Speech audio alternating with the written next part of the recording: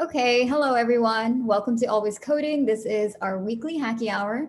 I'm Komal Devjani, a developer advocate with Always AI, and I'm joined today by Lila Milani, who's a developer advocate and software engineer at Always AI, and Steve Grisette, who is the CTO of Always AI. So welcome everyone.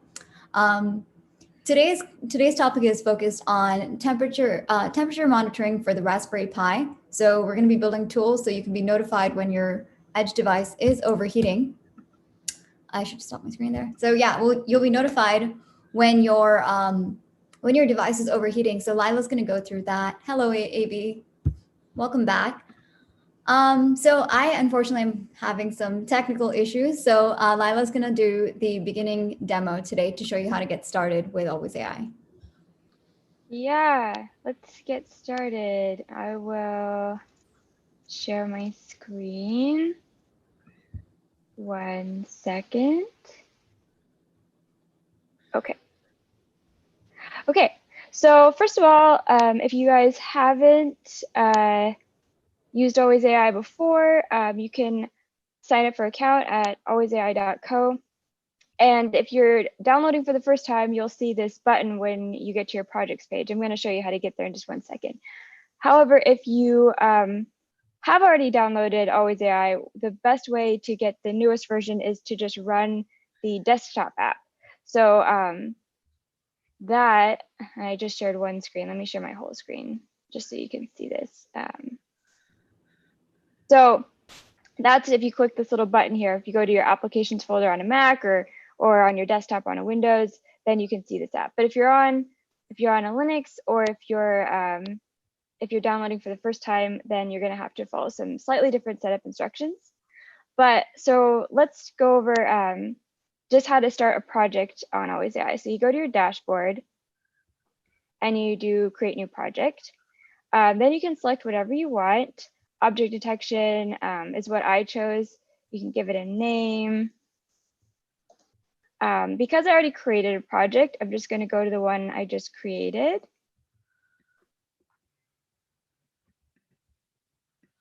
Loading. Sometimes this takes a minute. And when you create a project on the dashboard, you can also go into your terminal.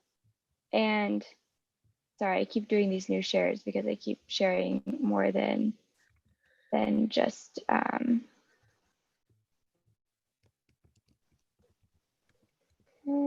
here's the terminal. So when you create a project, I created one here, but what you want to do is if you're on a Mac or Linux, Windows, I think if you're using PowerShell or Windows Terminal will be pretty similar. But you can make a directory.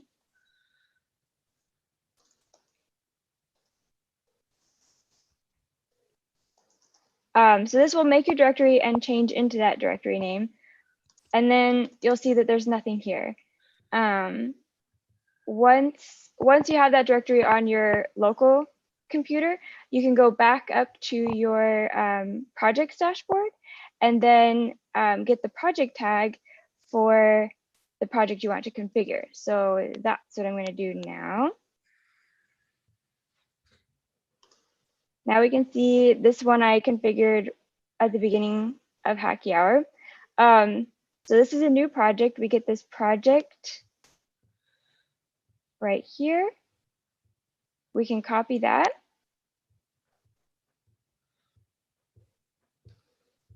I just want to share my whole desktop, but then it gets to be like too much changing. Okay, so we have nothing in here. We configure this new project. Good to go. You download it. Yes, we want to download all the files because there's nothing in the directory. And I want to run it on my local computer. And then we do AI app install, and you can see there's those commands right here in the background. If you need help remembering them, and that doesn't take too long. And then we start. And there we go. Yay, object detection. And sorry, you're stuck with me and my really boring background. Komal has a lot of cool stuff in her background. Dogs, plants, couches. It's just me, but it does work. Yeah, we noticed you got kicked out of your office to the couch. I know. Now we have, meetings now that are at the same time. So I've been relegated out here. And I was a little nervous at first, as Como mentioned, we're running on the Pi and I'm running in deploy mode and it's in the office. So I've got, like a wall and like 25 feet between me and the Pi, but it worked. So that's good. It's always good to test it. You don't have to be right next to your device, which is the whole point. Yeah, Otherwise, why would you need it? your program didn't, I'm sorry to distract you, your program did not execute. My program? Yeah, didn't it? Yeah. Oh, I just did Control C Oh, twice. did you? Okay, sorry. Yeah, so it's not the clean exit. If you want to exit cleanly, you just click the little red stop button. Okay. I should have done that. Yes. Okay, so today, as Como mentioned, we're doing Raspberry Pi and temperature tracking. So this is a really old project that we put on the GitHub. I'm going to put in the link right now to the repo. And there's a couple reasons why I thought that this one would be a good one today, just to kick things off. One, we're going to run it in this deploy mode. So if you weren't here last week, you'll get to see that. If you were, then we're going to see it again and also show you some extra commands, how to get print statements out, because running in a deploy mode, you don't want automatically to get all the feed piped over because it's running, potentially for a very long time. So there's a command to show the log files for that. And then some other things that I thought would be good is that this app uses GPIO0 to which is a module that enables you to use some of the Pi's sensory features. So this is going to be using the CPU temperature library within that class within that module. And so we're going to go over adding a requirement to your project via the requirements.txt file, and working with the virtual environment. We've also gotten a couple questions on Discord lately about debugging and testing. So this app, actually, I wrote some unit tests for it way back in the day. So if there's time and people are interested, we could cover that. And to run those unit tests, because it's using an external module, you have to go into the virtual environment to run those tests. So if you guys want to see that, we can, but it is open office hours. So please raise your hand, type in the chat with any questions you have. We definitely want to get to those questions today. It's not all about show and tell. So feel free to interrupt me at any time. This is very informal.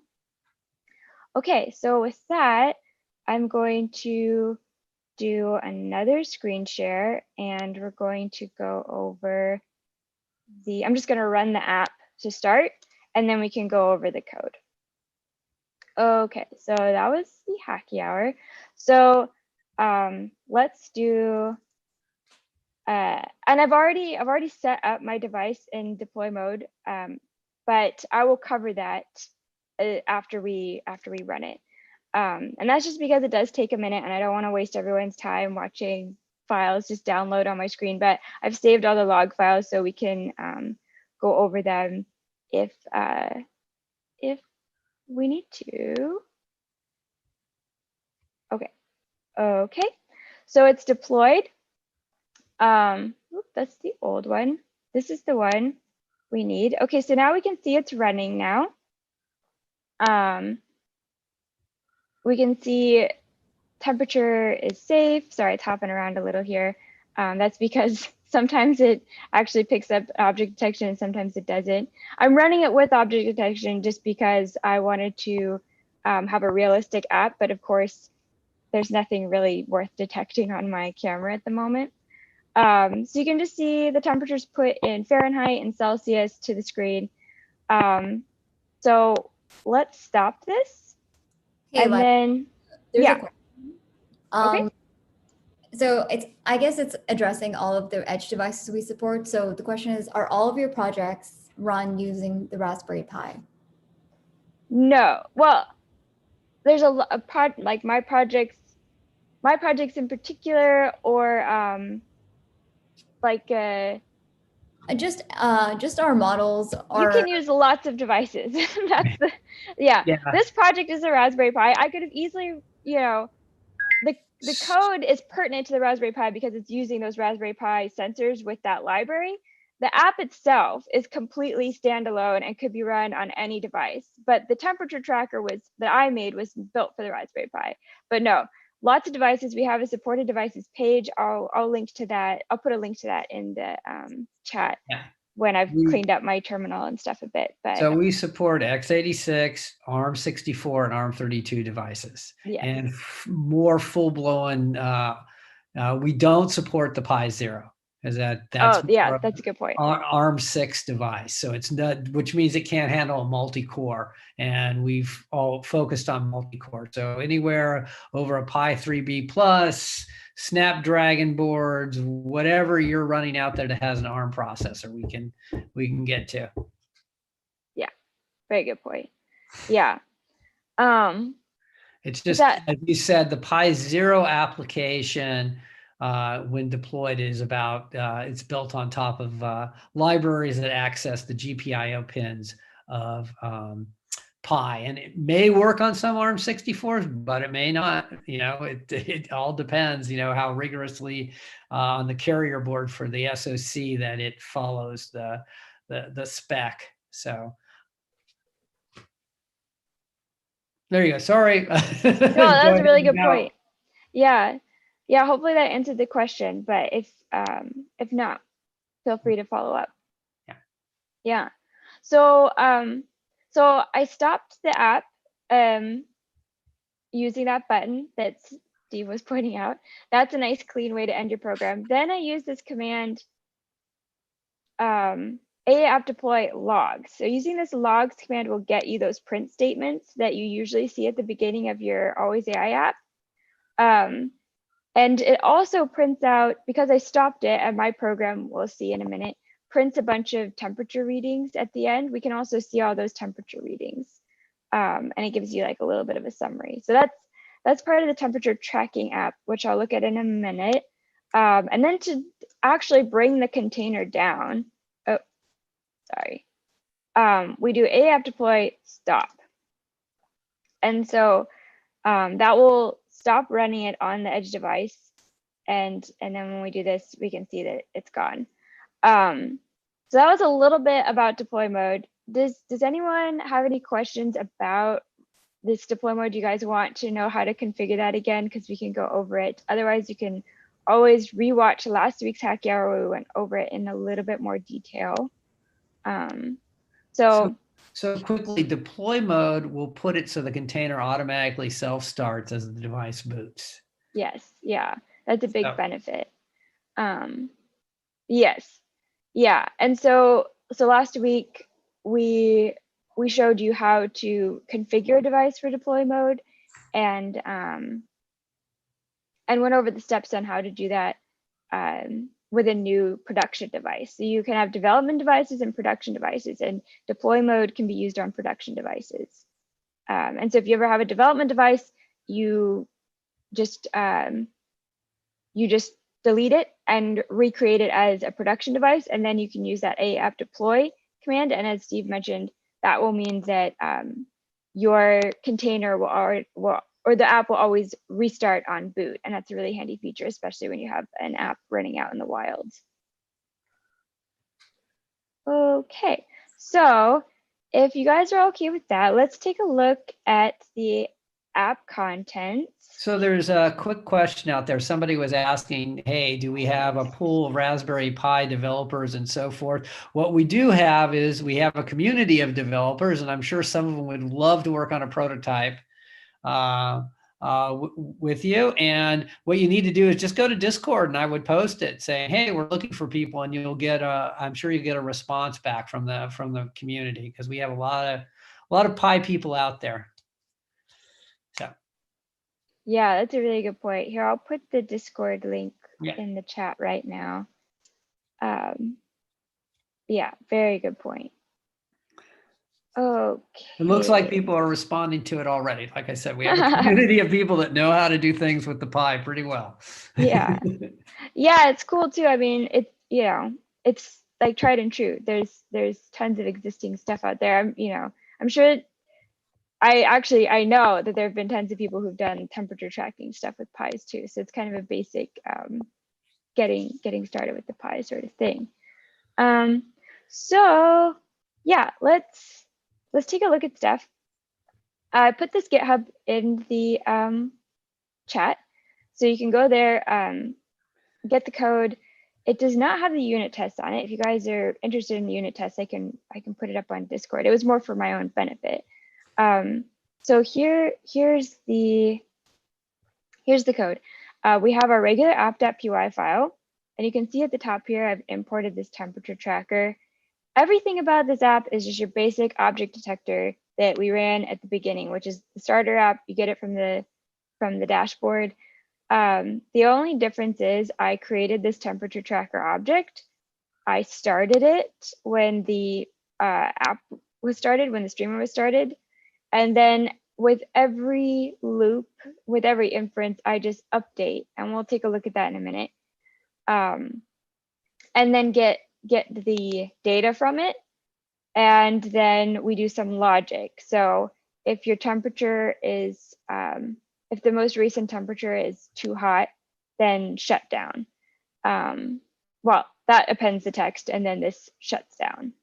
And then at the very end, it calls this summary function and gets a summary. So even though that's a few changes, it's a pretty basic app.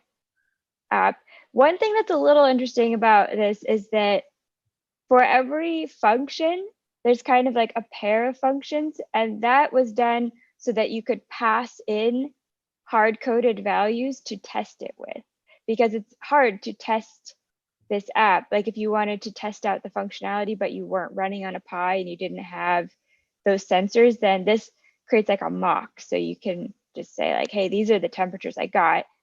Run the functionality, like getting me the minimum, getting me the maximum, getting me the average, sorting them, that kind of stuff. So basically, you can instantiate it from a temperature list and or empty, and then it just has a stop and a start time.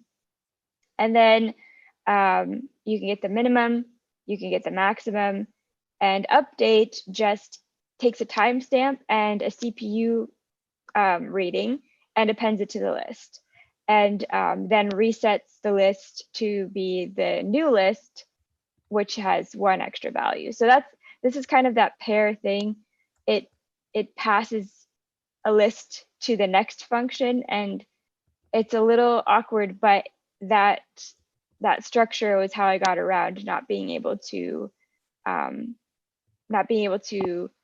if you want to test it without somehow generating real values, real temperature reading values.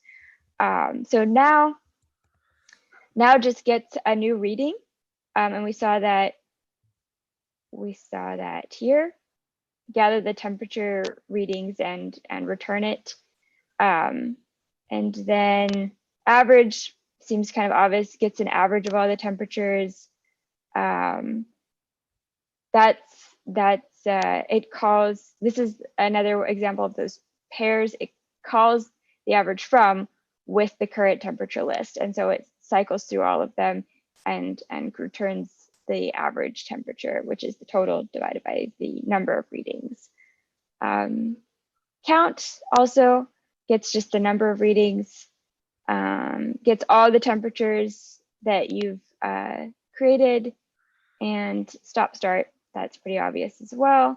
And then summary just prints out that summary we saw at the very end. So it just creates a dictionary and then calls the functions that it has in its class and uses those returned values as the values for the specified keys of interest. So average returns the average, maximum is the maximum, etc. And then some, logic, just, if it's been started or if it hasn't been started, and then if there's actually information, it just formats them.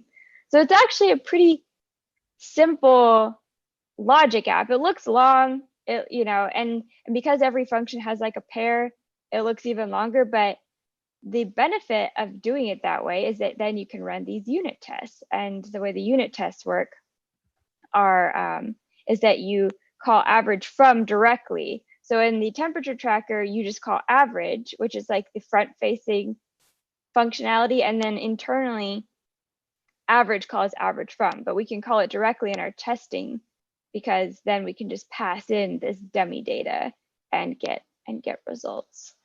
So how are we doing? Do I need to stop for anything? No, there's no questions yet from the community. Cool. So if we don't have any questions yet, then the next thing I will do is show you how to run those unit tests, because that it's a little different. Okay, so real quick, let's also take a look, and you can see I was testing out the temperature tracker with different models just because out of my curiosity, so we can look at those results.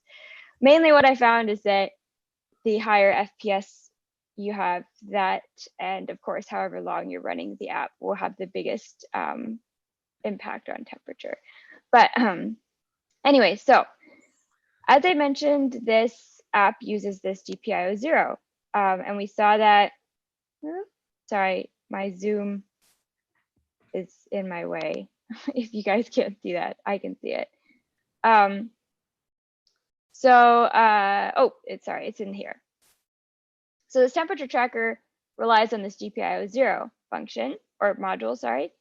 And so what we do is we add it to our requirements.txt. And then when we run AAI app install, which actually, let's just do this, app configure. So I already configured it to run on the deployed mode. Oh, and this is a little bit of a tangent, but another cool feature of deployed mode is if you have an app that's been deployed, you can actually still run it locally. You just rerun AA app configure, and then you choose your local installation, and then you'll have a new app running locally as well as deployed. Then you can stop your app as usual, and then you can stop the deployed one with stop. I've already stopped the deployed one, and I'm just trying to reconfigure it now so that we can see that virtual environment built.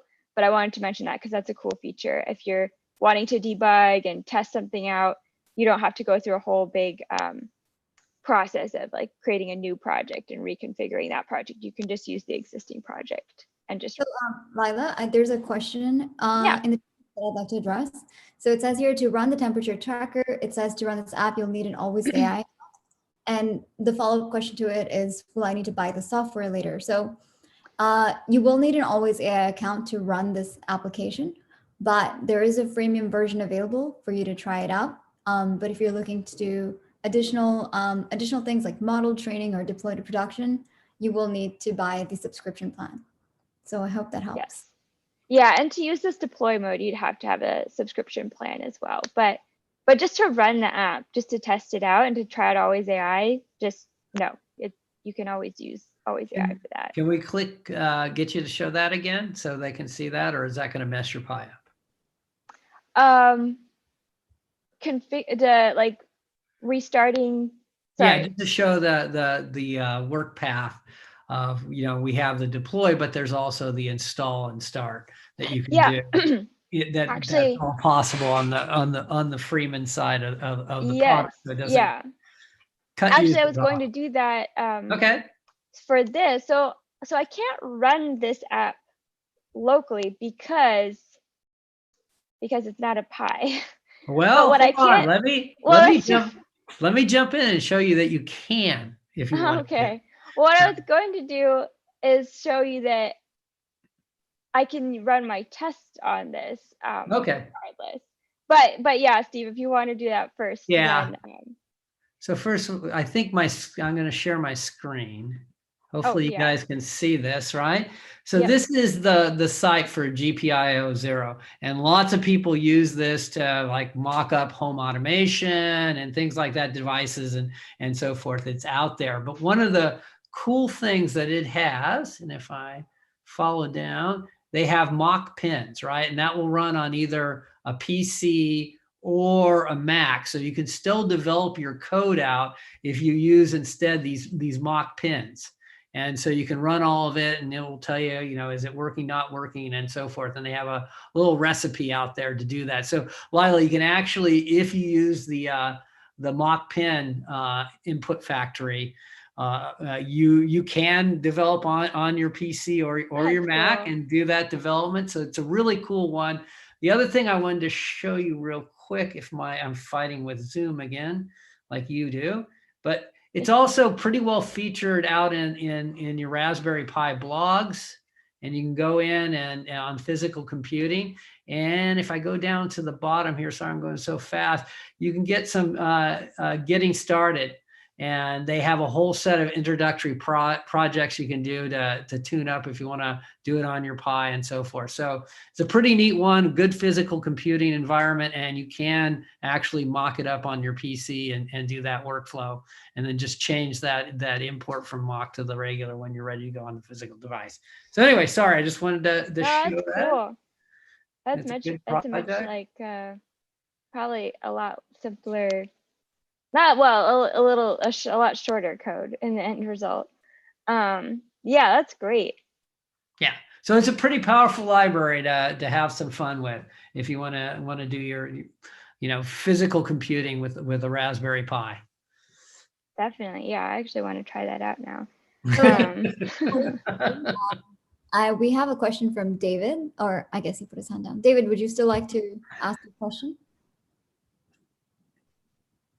No? Okay. Come on, David, don't be shy. Okay, so there's a follow-up question. Here it says that what is deploy mode, and in the freemium account, can I develop on the Raspberry Pi? So you can use the Raspberry Pi. And can you once again elaborate on deploy mode? Yeah, definitely. Yeah, so there's production mode and there's development mode, and deploy is available on production mode, and production mode is only available to subscription accounts. But if you just want to develop, you can have the regular account. I believe it is, how many devices? Is it one device or a couple devices? 3 devices. 3 devices. So one developer, 3 devices. So you can try out, and that's at a time. You can always delete a device, and add it back. But so you could try it out on a Nano. You could try it out on a Pi. You would run the same commands that I just ran: app configure, install, and then start. So you just need to, here, let's try. Well, I'd have to delete. Yeah. Okay. So then you can choose a remote device. It's a development device. And then you can't use app deploy. You would just do app install and start. App deploy is now just for production mode, and it does that feature that Steve mentioned, that it will always reboot on or restart on device boot, and that's just a handy feature to have for production devices that are out in the wild that you don't want to power down if the device goes down. You want it to come back up. So does that answer the question? Do you need a little bit more details on how to get started with production mode and deploy commands? He just said okay. I think he's good to go. Okay. Okay, nice. So what I was going to say, so we do app configure and we change it to my local device, and then we ran app install, and we can see what that does is it gets the models, installs the Python dependencies. If I had removed the virtual environment, it would also build that. But we can see that the virtual environment is there.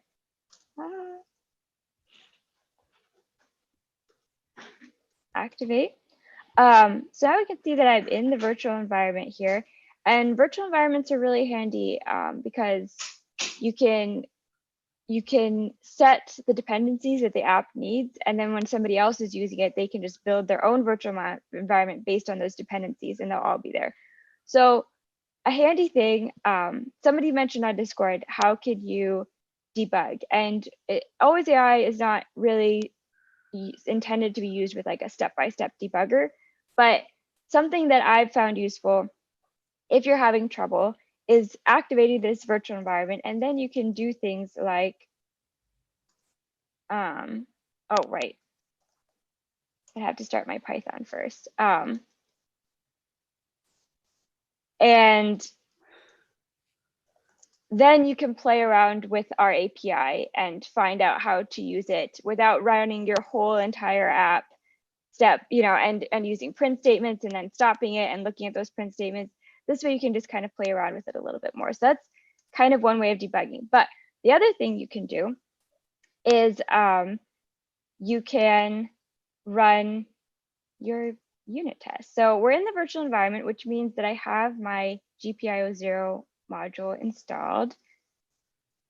And then I can run that, and it said, okay, I ran all 15 tests and they were okay, so they didn't fail. So that's one other way. If you're writing a class that interacts with our classes, or if it depends on a module, then you can have the alwaysAI command build your virtual environment for you with all the other necessities that your app will need, and then run your unit tests like that. And then to get out of this, you just deactivate. And we can look at the unit tests if you guys want. They're very straightforward, but pretty much this is what you need. You need to import unit test. You build a class using, this is the base class, unit test case. You define your tests, and then at the end, you just have this statement, and that's how you can run all of your tests. So that was just a little bit on the deploy command, production mode, recap of that, and then using the Pi, using some of those internal sensors with the Pi, installing Python modules, using the virtual environment, and some really basic unit tests and debugging methodologies that might help you out with your app development. And Lila, so there's a question here that says, does your business help people use vision-related software for private companies in particular circumstances? So it depends on the end goal of the application, but yeah, so we can definitely help provide the software so you can build computer vision applications. And MCC, if you like, you and I can chat more offline. I can reach out to you after Hacky Hour. Yeah, we do prototype and take production and all the way through as a edge-based computer vision company, as Komal said. So yeah, and AB says the unit tests look interesting. Nice. Yeah, if you guys want. Well, interesting is an interesting word. What do you mean? Yeah, interesting in a bad way. Interesting in a good way. I mean, in general, it's always, yeah, okay, great. It's always good to, it's, unit tests are a good thing. I feel like a lot of times we get so excited and we just start developing code, and then we use, if you're me, print statements to figure out why your code isn't working.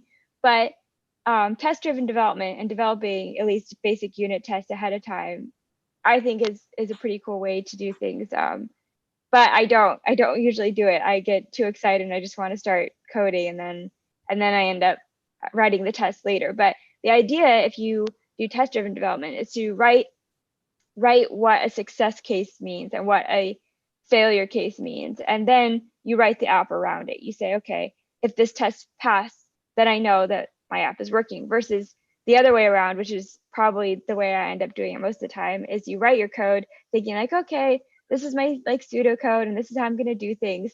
Oh, I better test this out. So this test would test if this is working. But I think the danger there is sometimes you have like a bit of a bias in your code. You think that the way you've done it is the right way. But maybe it'd be better to write the test ahead of time and be like, this is the way a success case would work, and then to develop and make sure it's passing. But that's a little like, that's beside the point. That's like my own flaws. But in general, I had fun with this one because I wrote them ahead of time, and then you have that really nice moment at the end when you finally get all those test cases passing. It's very satisfying, and your app is clean.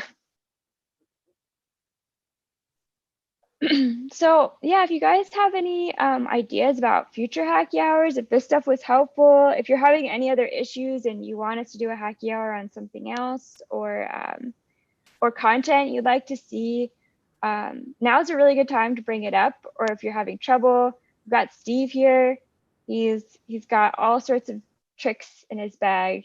Sometimes we knew from last week, sometimes I have tricks. Last week was great. Yeah, we saw a lot of Sometimes. cool stuff. I did Yeah. want to say that, we are having a release this Friday. So there's some pieces coming in model retraining. We are edge based, so we're focused on models that execute well on the edge. And what we'll be releasing, well, number one, we'll be releasing a fix out there. So we apologize to the community on one of our we had a lot of you have hit it. We had a bias towards UTF-8 and we're now eliminating from the code. So people internationally will be able to run and not have the system fail on install. So we'll have a patch for that. So I think that'll be good. The workarounds are being well published up on Discord right now on it.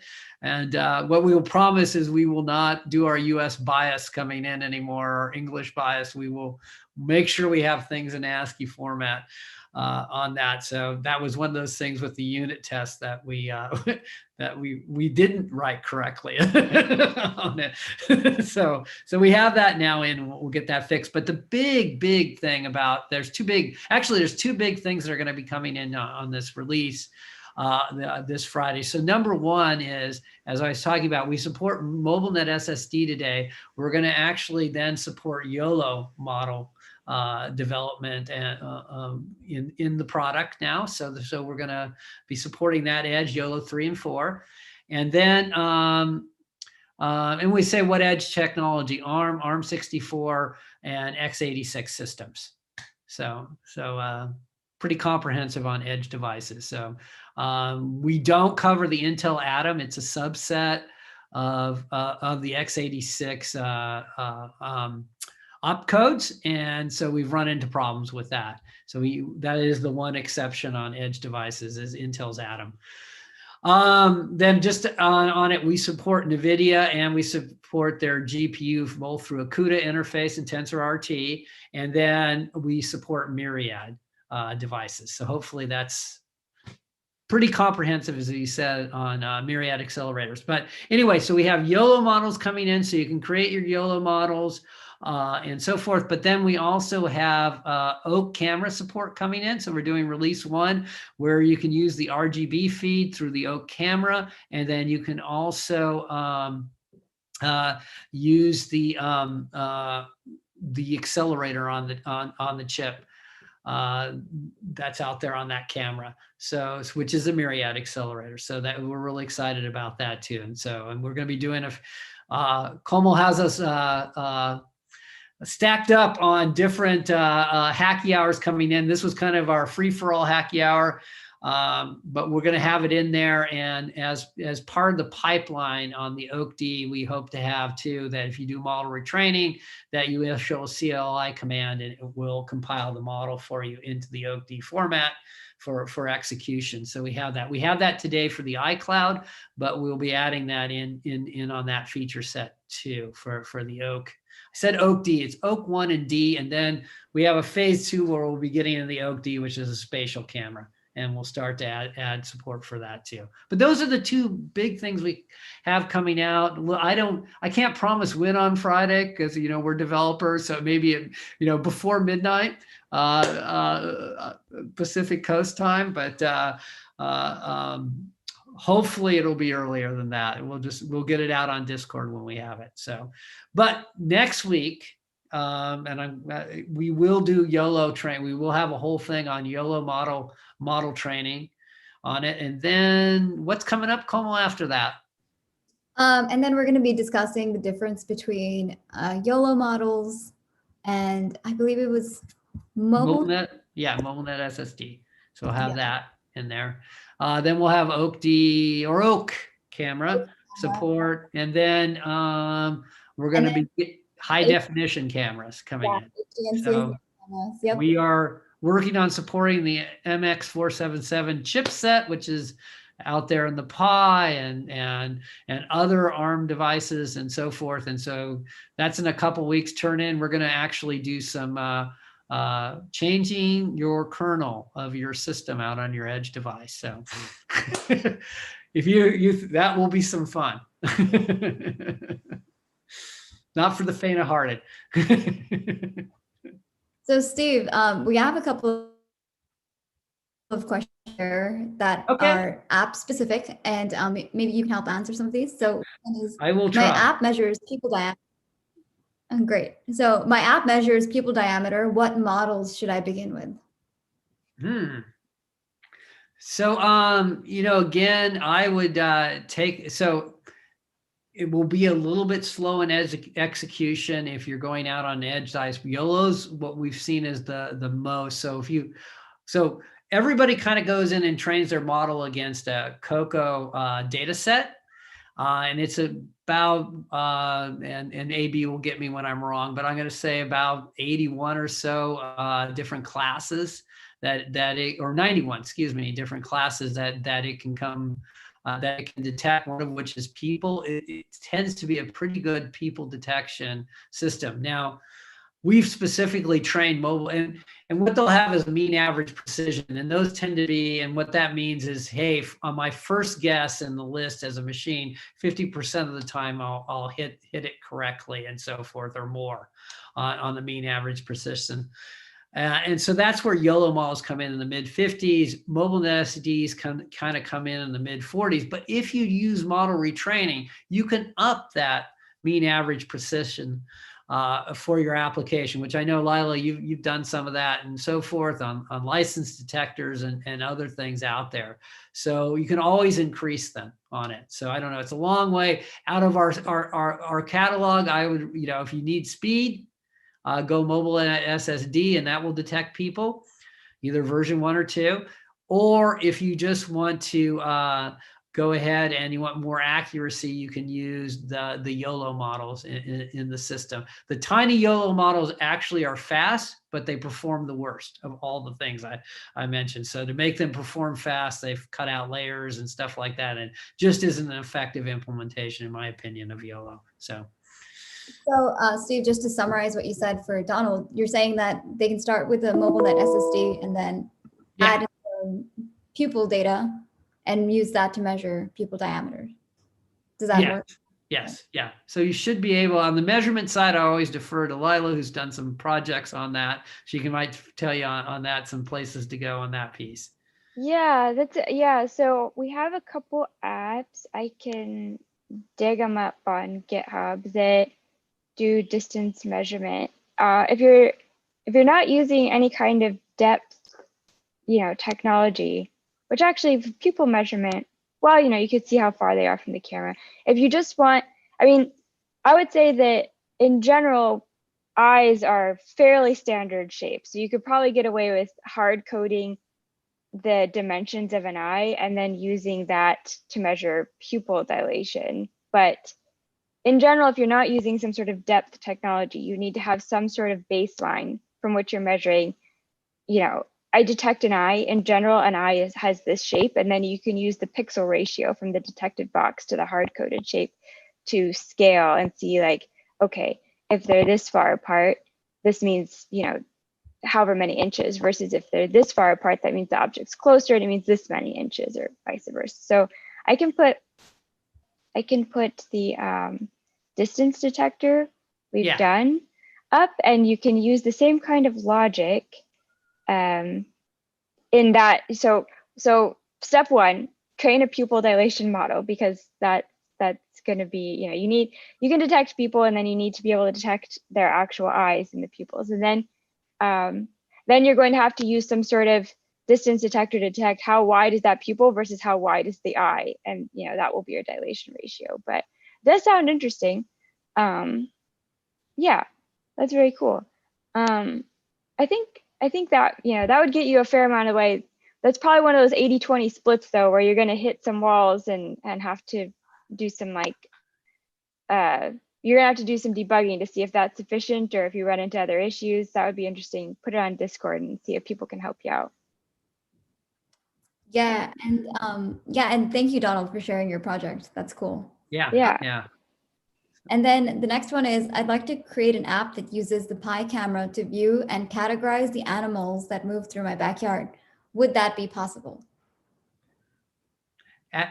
Absolutely. You just need to do some film capturing of those animals. You'll probably want to work in the infrared zone, which if you look at last week, I hooked up an infrared camera to what is it, a nano 2 gig system.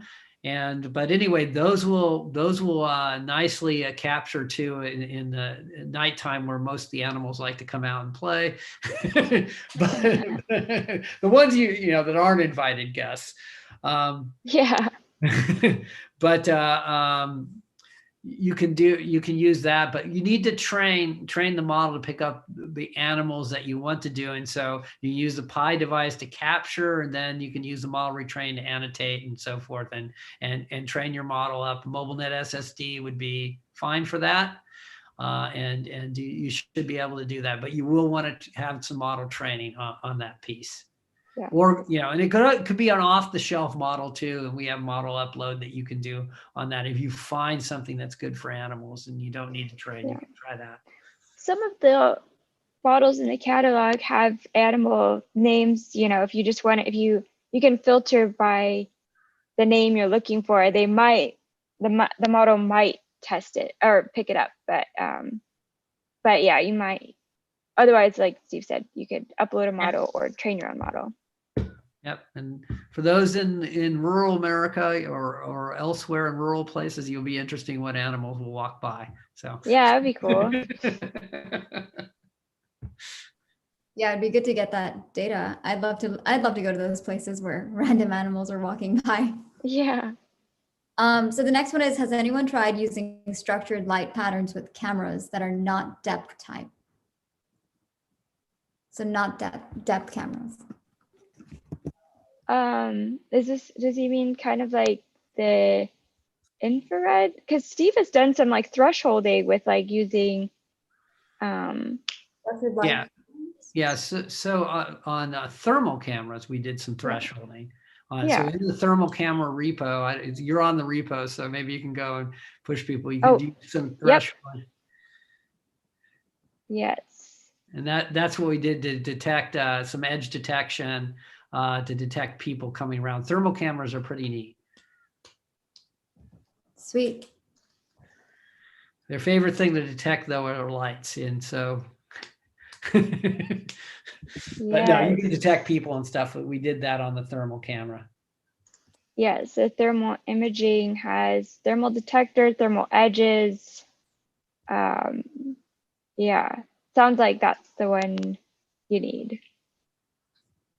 Yeah, and that supports the FLIR Lepton camera, which is FLIR's introductory camera into it. As AB has pointed out, it is still pricey. Anything that has the name FLIR on it, which is the thermal camera leader, is expensive. So. Yeah, and David, we have a Hacky Hour up on FLIR Lepton cameras as well, so you can check out our YouTube for that. Yeah. So this is a broader question. What is edge technology? So so we'll define it as us, as opposed to maybe then some Phil. What we're talking about is IoT type devices that run not up in the cloud, but off cloud. And what we're able to do with those devices with our platform is go ahead and run inferencing and so forth. So the idea of alwaysAI is to get, we see locally, right? We don't see in the cloud, we don't sit there, our eyes see something to send back to the cloud, because you want quick reaction time and lower costs and so forth. So by edge computing, we mean going out to a lower cost type device and doing all the inferencing on that, as opposed to having to build a system in place where you have to eliminate latency and you have to up your throughput and things like that. So you have to build all this infrastructure in place to get camera feeds up to the cloud. So we do it with devices that are where the scene is going on and doing the inferencing there. If that makes sense. That's how we define edge. So IoT type devices. Sweet. All right. Are there any more questions from our community, either Steve or And by the way, the cost, you'll see if you try to do something up on you'll see the costs really, really spike as you go toward trying to do that on Amazon or Google or Azure or something like that. So Definitely. That's why you choose Edge. yep. Yeah, it's quicker, a lot quicker. Kind of like the standard use case of the autonomous driving, self-driving cars is you couldn't wait even seconds to have all the data be sent up to the cloud, have object avoidance or semantic segmentation run in the cloud, have the logic done, and then be sent back to the car and be like, hey, you should swerve. No, you just need to have that car swerve in milliseconds or seconds, not multiple seconds. It wouldn't work. Yeah, another use case could be like detecting weapons. How long are we willing to Wait. Yeah. to Yeah. inform security that there's a weapon detected on the school campus? Yep, Yeah. that was a project group at USC last when we did when we were at when pre-COVID. One on that type of thing. They used our platform to build it out and detect. That was a hack. What was it? Southern California hack or something? I forget the names of them now. Hack SC. Yeah, Hack SC. So, and it was held at USC last year. We're hoping to get those back and be out there for students. We want to get back out. I know Como and I have been raring to go on that. We're just waiting for COVID to go away so that we can do these again and get Hacky Hour. I mean, get to the hackathons again with the product. So, yeah, bring the Hacky Hours to hackathons. yeah. Yeah, and AB, thanks for pointing that out. We also did a webinar focused on edge devices, so you can take a look at that also on our YouTube channel. So all of our Hacky Hours are up on YouTube, all of our workshops and webinars are up on YouTube. So if there's a specific topic you're looking for, check us out. Yeah. Yeah, and likewise with the GitHub, there's tons of starter sample apps like the thermal imaging, like the distance detector, this temperature tracker. You can check them out. You can make pull feature requests or bring up issues if you find any issues you have on them there. But that and Discord, those are all really good resources to getting started with computer vision, to messing around with different types of subject matters. I feel like it's a good starter pack. All right. Yeah. Steve, do you have any last things to say before we close off? No, I think tune in next week. It'll be pretty interesting. Yeah. So Yeah, join should be good.